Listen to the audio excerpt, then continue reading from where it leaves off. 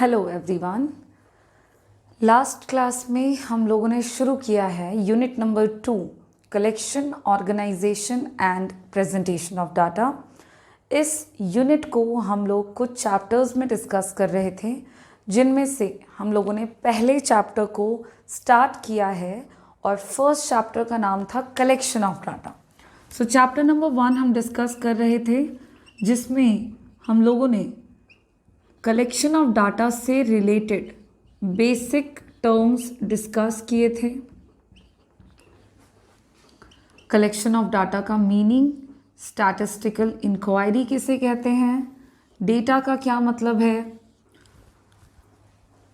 Investigator कौन है, enumerator का क्या मतलब होता है और इन्फॉर्मेंट्स हम किसे कहते हैं।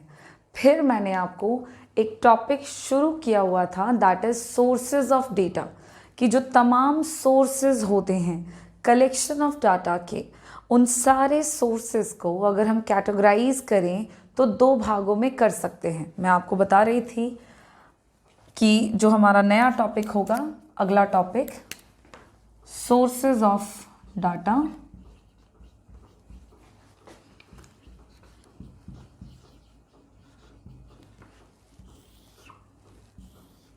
so there are 2 main source of data, there are 2 main sources of data। पहला जो था वो होगा इंटरनल सोर्सेज। पहला सोर्स था हमारा इंटरनल सोर्सेज ऑफ डेटा और दूसरा सोर्स था एक्सटर्नल सोर्स। तो आज हम लोग इसको पहले डिटेल में डिस्कस कर लें कि इंटरनल सोर्स का क्या मतलब है और एक्सटर्नल सोर्सेज का क्या मतलब है, यानी कि किन किन सोर्सेज को हम इंटरनल में इंक्लूड करते हैं और किन को हम एक्सटर्नल में इंक्लूड करते हैं। सो इंटरनल सोर्सेज से हम शुरुआत करते हैं। देखिए, internal sources of collection of data में सबसे पहले आ जाएगा जितने भी गवर्नमेंट डिपार्टमेंट्स हैं आपके देश में, आपकी सरकार ने कई तरह के डिपार्टमेंट्स एंड ऑर्गेनाइजेशंस का सेटअप किया है।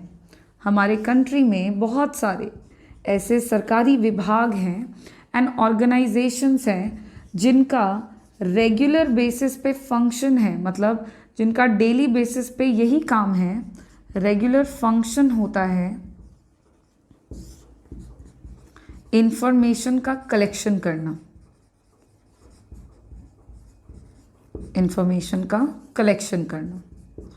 सो पर्टिकुलरली इंफॉर्मेशन को कलेक्ट करने के लिए बहुत तरह के गवर्नमेंट डिपार्टमेंट्स एंड ऑर्गेनाइजेशंस का सेटअप किया गया है। इन तमाम गवर्नमेंट डिपार्टमेंट्स एंड ऑर्गेनाइजेशंस के द्वारा जो भी डेटा का कलेक्शन किया जाता है, उस डेटा को, उस इंफॉर्मेशन को इंटरनल डेटा के नाम से हम जानते हैं। ये जो भी डेटा कलेक्ट करते हैं उसको हम इंटरनल डेटा या इंटरनल इंफॉर्मेशन के नाम से जानेंगे। और जब हम कलेक्शन ऑफ डाटा करते हैं, डेटा कलेक्ट करते हैं और किसी ऐसे गवर्नमेंट डिपार्टमेंट या ऑर्गेनाइजेशन के द्वारा कलेक्टेड इंफॉर्मेशन को जब हम प्राप्त करते हैं, मतलब हमने कौन से सोर्स से डेटा कलेक्ट किया, इंटरनल सोर्सेज से।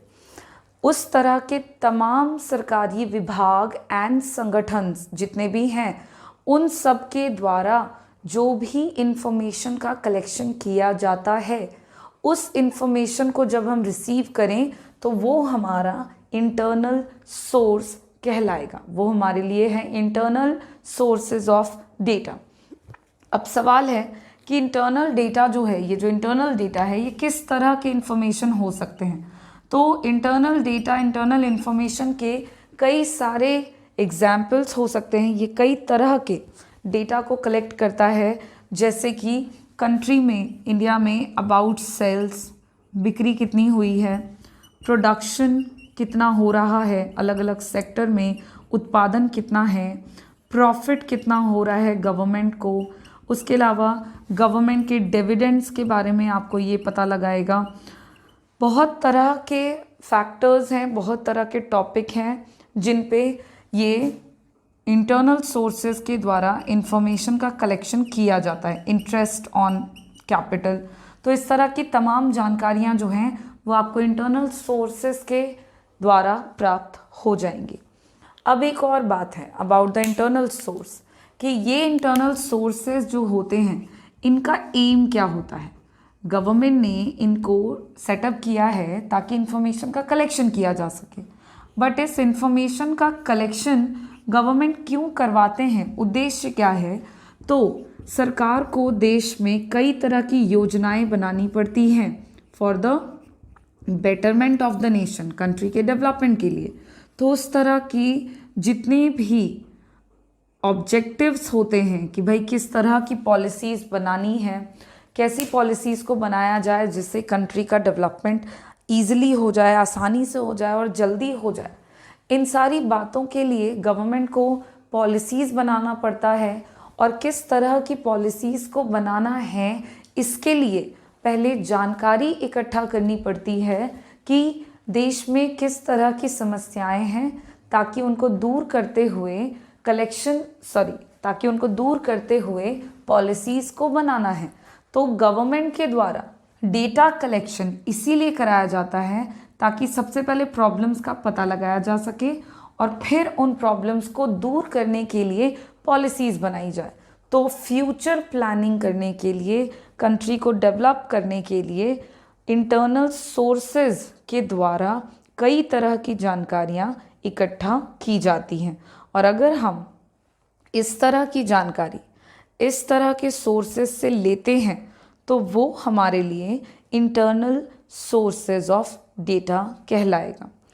ये हो गया हमारा इंटरनल सोर्स। अब हम बात करेंगे कि एक्सटर्नल सोर्सेज का क्या मतलब है। External sources of collection of data में कौन कौन से सोर्स आ जाएंगे। तो देखिए, सिर्फ गवर्नमेंट डिपार्टमेंट एंड ऑर्गेनाइजेशन ही नहीं है जो डेटा का कलेक्शन करते हैं। इनके अलावा इन सरकारी विभाग और इस तरह के ऑर्गेनाइजेशन के अलावा जब भी कलेक्शन ऑफ डाटा किया जाता है फ्रॉम आउटसाइड, बाकी के लोगों के द्वारा, आउटसाइड में बहुत सारे लोग आ जाएंगे, जैसे वैसे सारे इंस्टीट्यूशंस आ जाएंगे जो किसी सरकारी विभाग या सरकारी संस्थान का हिस्सा नहीं है।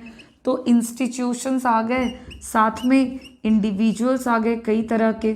तो वैसे तमाम लोग जो कि किसी भी सरकारी विभाग या सरकारी संगठन का हिस्सा नहीं है, उनके द्वारा जब कलेक्शन ऑफ डाटा किया जाता है, जो कि आउटसाइडर्स कहलाते हैं, आप कह सकते हो collection of data from the other person और other institution is called external sources. तो ये आपके एक्सटर्नल सोर्सेज के अंदर आ जाएंगे।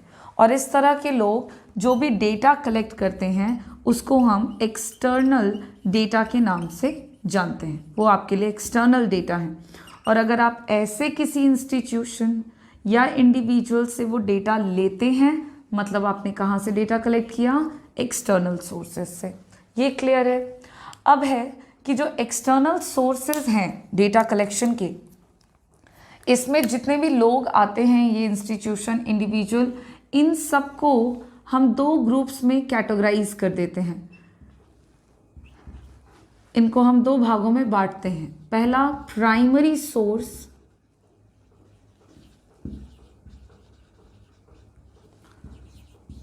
और दूसरा सेकेंडरी सोर्सेज।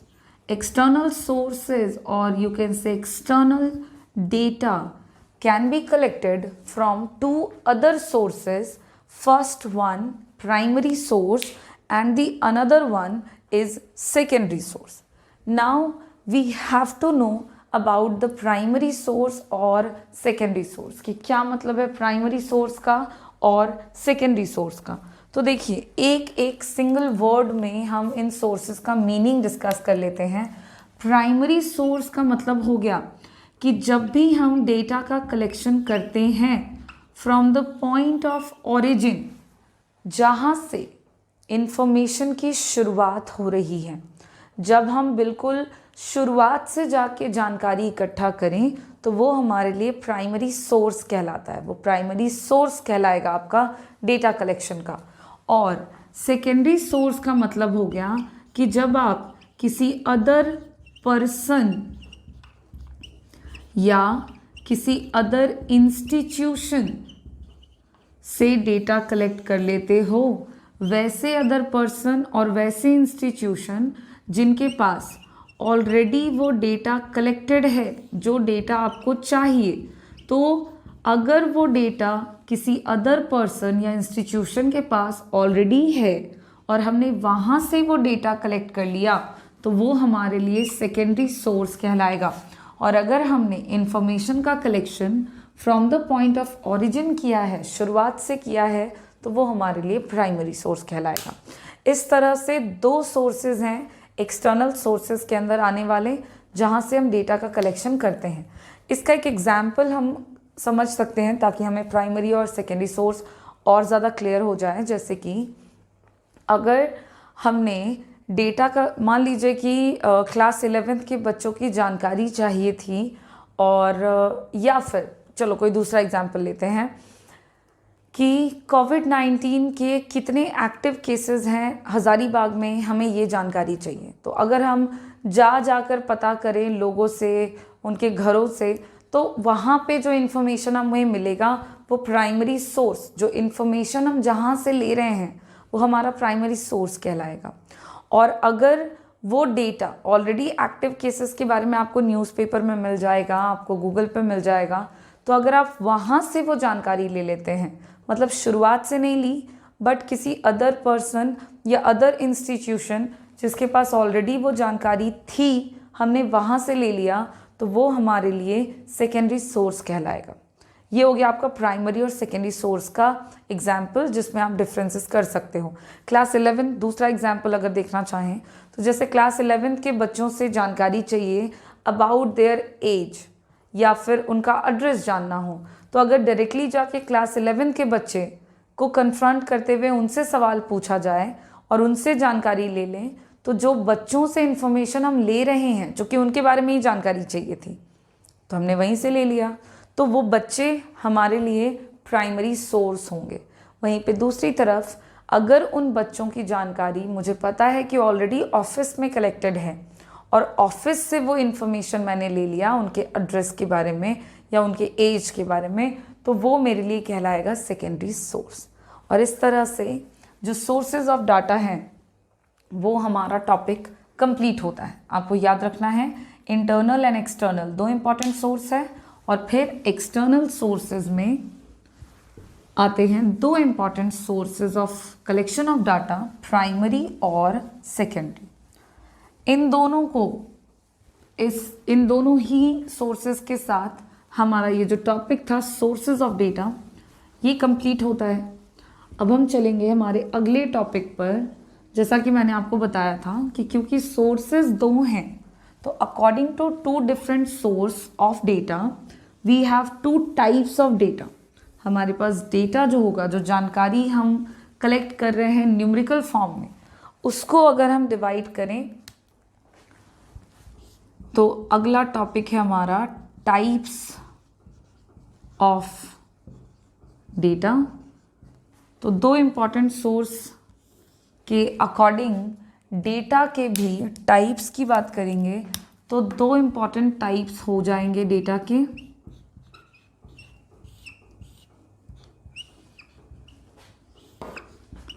पहला होगा हमारा प्राइमरी डेटा और दूसरा है सेकेंडरी डेटा। और अब हमको जानना है प्राइमरी डेटा और सेकेंडरी डेटा के बारे में कि हम किसे कहेंगे प्राइमरी और किसे कहेंगे हम secondary data.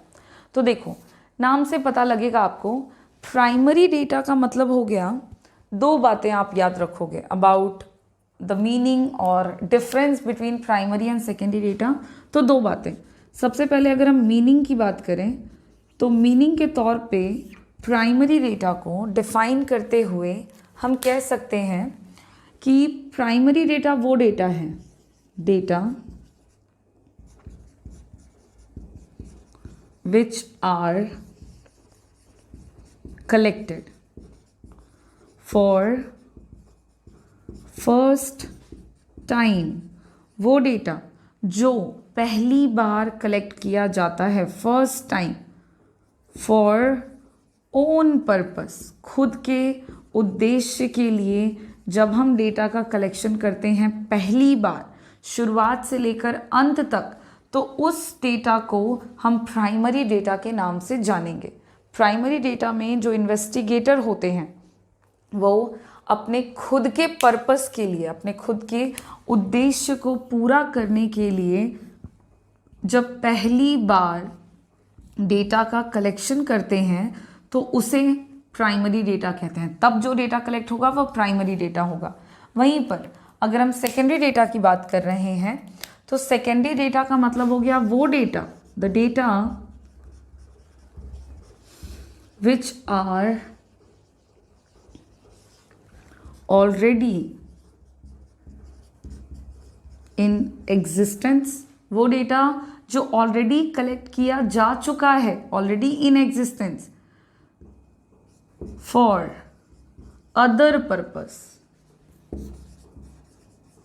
So that is called secondary data. यहाँ पे देखो अदर पर्पस का मतलब क्या हुआ, जो डेटा ऑलरेडी कलेक्ट किया जा चुका है उसको, जो डेटा ऑलरेडी कलेक्ट किया जा चुका है उसको जिसने कलेक्ट किया होगा उसने अपने पर्पस के लिए किया होगा, तो उसका पर्पस हमारे लिए अदर पर्पस हो जाएगा।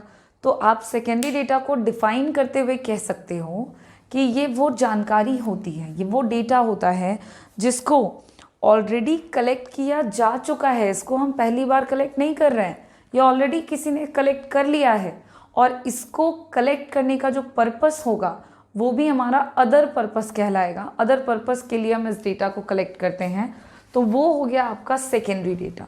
तो दोनों ही टाइप ऑफ डेटा के मीनिंग को जानते हुए बस आपको इतना ही जानना काफ़ी है कि जो डेटा हम पहली बार कलेक्ट कर रहे हैं खुद के पर्पस के लिए वो प्राइमरी, जो डेटा ऑलरेडी कलेक्टेड है for other purpose is secondary.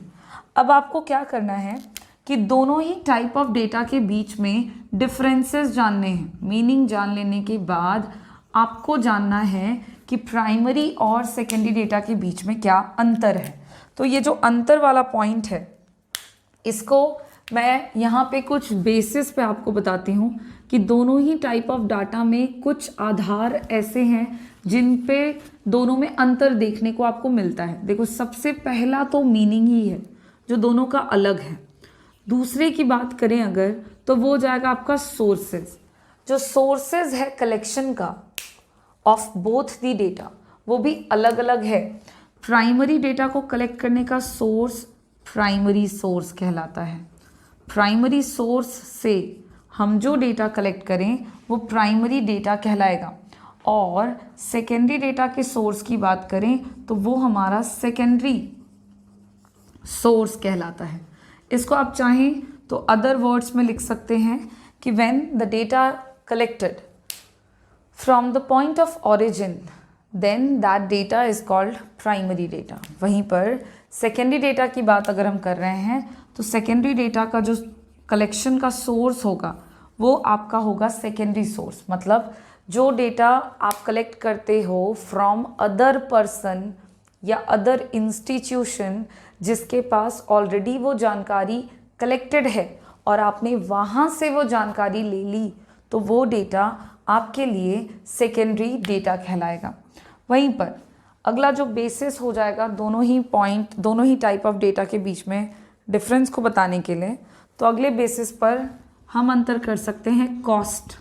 खर्च के आधार पर दोनों ही टाइप ऑफ डेटा में डिफरेंस है। क्या अंतर है तो वो जाने। प्राइमरी डेटा चूँकि हम पहली बार कलेक्ट करते हैं तो ये डेटा आपका कॉस्टली होता है।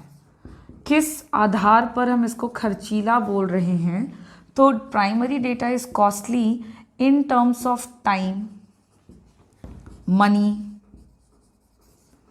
And energy. प्राइमरी डेटा जो है वो आपका ज़्यादा खर्चीला होता है। इसमें समय, मेहनत और पैसा तीनों के तीनों ज़्यादा खर्च होते हैं। वहीं पर सेकेंडरी डेटा तो ऑलरेडी कलेक्टेड है, हमने तो इसको कलेक्ट नहीं करना है। तो ये जो डेटा है ये ऑलरेडी कलेक्टेड है, तो बस उसको आपको लेना है। So this data is less costly, ये डेटा आपका कम खर्चीला होता है in terms of time, money and energy. Secondary data हमारा कम खर्चीला डेटा है, इस डेटा को हम बहुत ही कम खर्च में, कम समय में कलेक्ट कर सकते हैं। तो ये इसका एक इम्पॉर्टेंट डिफरेंस को बतलाने वाला पॉइंट है कि this data is already collected, तो भाई इसमें आपको ना ही समय ज़्यादा लगेगा और ना ही आपका मेहनत लगने वाला है और पैसे भी आपके ज़्यादा खर्च नहीं होंगे। ये हो गया आपका अगला बेसिस। फिर हम एक्यूरेसी के आधार पर अंतर कर सकते हैं दोनों ही आंकड़ों के बीच में। एक्यूरेसी बोलने का मतलब हो गया सटीकता। सटीकता के आधार पर दोनों ही आंकड़ों में अंतर है, और वो अंतर ये है कि प्राइमरी डेटा को चूंकि हम पहली बार कलेक्ट करते हैं, प्राइमरी डेटा को चूंकि हम पहली बार कलेक्ट करते हैं, तो ये डेटा हम पहली बार कर रहे हैं और अपने पर्पस के लिए कर रहे हैं, तो प्राइमरी डेटा जो होगा वो आपका मोर एक्यूरेट होता है, ये ज़्यादा सही होता है क्योंकि इसको हम खुद कलेक्ट कर रहे हैं। वहीं पर अगर सेकेंडरी डेटा की बात करें तो secondary data already collected data है, किसी और ने कलेक्ट किया है, हमें कोई आइडिया नहीं है कि जिसने किया उसने कैसे किया है, तो ये वो डेटा है जो आपका लेस एक्यूरेट होता है। मतलब ये डेटा कलेक्ट किया तो जाता है, लेकिन चूंकि हमने इसको कलेक्ट नहीं किया है तो फिर ये डेटा आपको लेस एक्यूरेसी के साथ देखने को मिल सकता है। तो एक्यूरेसी के बेसिस पर दोनों ही आंकड़ों में अंतर है कि प्राइमरी डेटा ज़्यादा एक्यूरेट होगा और वहीं पर सेकेंडरी डेटा कम एक्यूरेट होगा। अगले आधार के बारे में है ओरिजिनलिटी। वास्तविकता के आधार पर भी दोनों ही टाइप ऑफ डेटा में डिफरेंस है। प्राइमरी डेटा जो होता है वो एक्यूरेसी के साथ साथ काफ़ी ज़्यादा ओरिजिनल होता है, सेम, क्योंकि हम इसको पहली बार कलेक्ट कर रहे हैं, खुद से कर रहे हैं, शुरुआत से लेकर अंत तक का सारा काम हम ही ने किया है, तो ये डेटा जो होगा ये अपने पर्पस के लिए पहली बार कलेक्ट किया जाता है, तो काफ़ी हद तक ओरिजिनल होता है। But secondary data already collected data है किसी और ही के द्वारा, तो ये डेटा जो होगा ये हमारा लेस ओरिजिनल होता है। डेटा का कलेक्शन किया जा चुका है ऑलरेडी, तो हो सकता है कि जिसने भी किया हो उसने प्रॉपर तरीके से जो एक्यूरेसी है और जो ओरिजिनलिटी है उसको ध्यान में न रखते हुए कलेक्ट किया हो। सो उस सेंस में ये डेटा आपका लेस ओरिजिनल कहलाता है, क्योंकि कम रियल हो सकता है बिकॉज ऑलरेडी कलेक्टेड है। नेक्स्ट बेसिस की बात करें हम, तो अगला आधार अंतर का हम कर सकते हैं, ले सकते हैं नेचर। देखिए नेचर के बेसिस पे दोनों ही डेटा में अंतर है।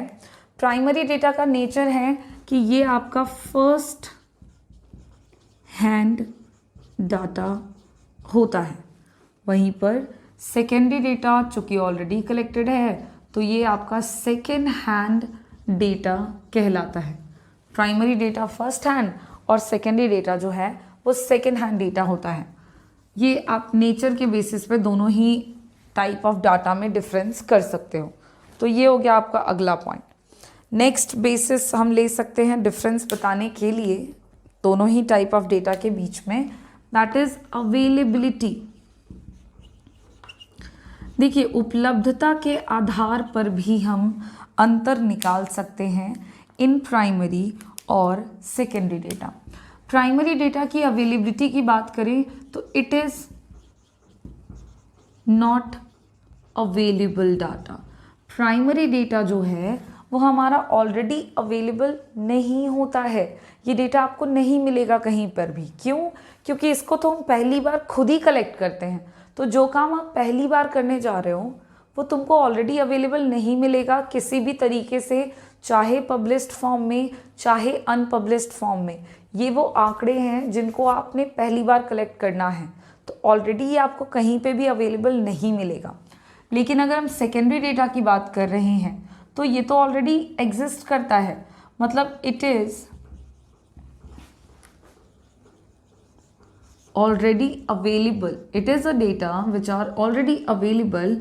और ये आपको दो तरीके से अवेलेबल मिलेगा, एक तो मिलेगा आपको पब्लिश्ड सोर्सेज में, पब्लिश्ड फॉर्म में आपको सेकेंडरी डेटा मिल सकता है, या फिर सेकेंडरी डेटा आपको मिल सकता है अनपब्लिश्ड फॉर्म में। डेटा का कलेक्शन जो होता है वो दो तरह से होता है, ध्यान दीजिएगा। पब्लिश सोर्स का मतलब हो गया कि डेटा जिसको कलेक्ट किया जा चुका है और कलेक्शन के बाद जिसको हमने पब्लिश कर दिया, लोगों तक पहुंचा दिया थ्रू वेरियस मेथड्स। मैगजीन में तुमने छपवा दिया है, तुमने न्यूज़पेपर में दे दिया, गूगल पे दे दिया, तो आपने किसी भी तरीके से अगर जानकारी को पब्लिश कर दिया है तो वो आपका पब्लिश सोर्सेज में आ जाता है। और अगर हमने डेटा का कलेक्शन किया बट आफ्टर द कलेक्शन हमने उसको पब्लिश नहीं किया है तो वो आपका कहलाएगा अनपब्लिश सोर्स। और सेकेंडरी डेटा का ऐसा है कि सेकेंडरी डेटा हमको किसी भी फॉर्म में देखने को मिल सकता है, या तो पब्लिश्ड फॉर्म में मिलेगा, और अगर पब्लिश्ड में नहीं मिला तो अनपब्लिश्ड फॉर्म में तो डेफिनेटली देखने को मिल सकता है। तो ये आपके अनदर डिफरेंसेस में हम लिख सकते हैं कि अवेलेबिलिटी के आधार पर भी अंतर है दोनों ही टाइप ऑफ डेटा के बीच में। और फिर आपका एक पॉइंट होगा डिफरेंसेस में ही, जिसमें हम करेंगे एडजस्टमेंट के बेसिस पर। एडजस्टमेंट के बेसिस पर भी दोनों डेटा में डिफरेंस है। क्या डिफरेंस है, एडजस्टमेंट का क्या मतलब है? तो एडजस्टमेंट का मतलब हो गया चेंज।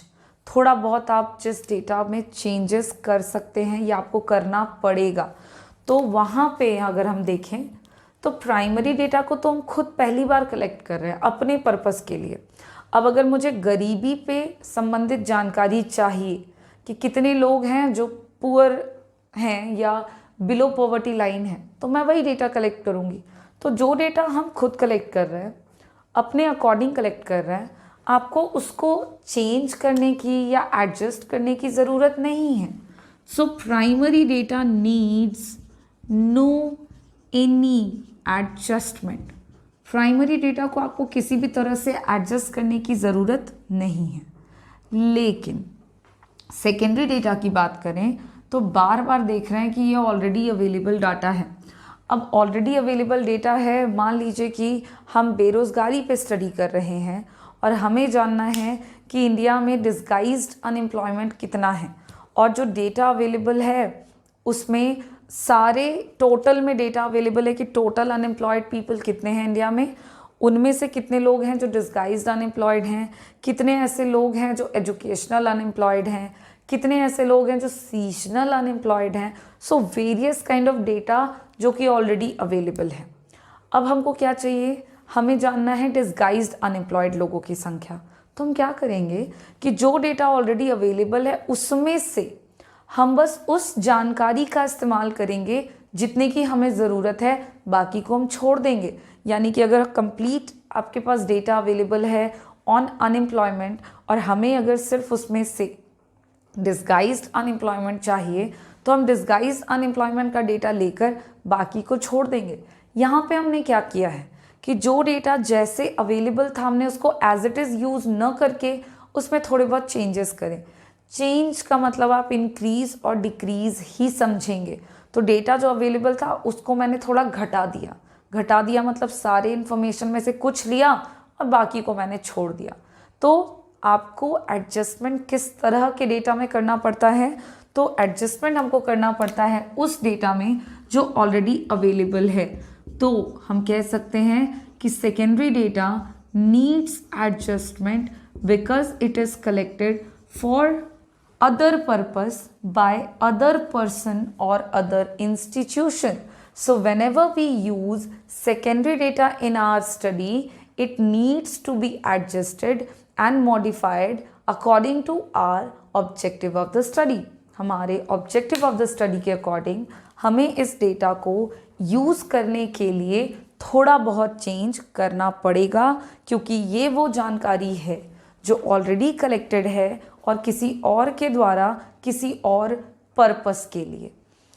इस तरह से हम लोगों ने डिस्कस कर लिया आज सोर्सेज ऑफ डाटा कितने हैं, और फिर उसके बाद मैंने आपको बताया टाइप्स ऑफ डेटा के बारे में। 2 टाइप के डेटा हम लोगों ने डिस्कस किए हैं। दोनों टाइप ऑफ डेटा में प्राइमरी डेटा किसे कहेंगे और सेकेंडरी डेटा किसे कहेंगे, और फिर हम लोगों ने प्राइमरी और सेकेंडरी डेटा के बीच में डिफरेंसेस डिस्कस कर लिए हैं। इतना जानने के बाद हमारा ये जो टॉपिक है टाइप्स ऑफ डेटा ये कंप्लीट होता है। अब हमारा अगला टॉपिक होने वाला है कलेक्शन ऑफ डाटा के मेथड्स, यानी कि methods of collection of data. हम लोग डिटेल में डिस्कस करेंगे कितने मेथड्स हैं। चूँकि 2 टाइप के डेटा हैं, प्राइमरी और सेकेंडरी, तो इन दोनों ही टाइप ऑफ डेटा को कलेक्ट करने के जो मेथड्स होंगे वो भी अलग अलग होंगे। तो प्राइमरी डेटा के कितने तरीके हैं कलेक्शन के वो, और सेकेंडरी डेटा के कितने तरीके हैं कलेक्शन के वो, हम इन सारी बातों को अपने अगले क्लास में डिस्कस करेंगे। तब तक के लिए आप सबका काम है कि प्राइमरी और सेकेंडरी डेटा को अच्छे से समझ लें, इनके बीच में जो जो डिफरेंसेस हैं वो आप देख लें। Thank you.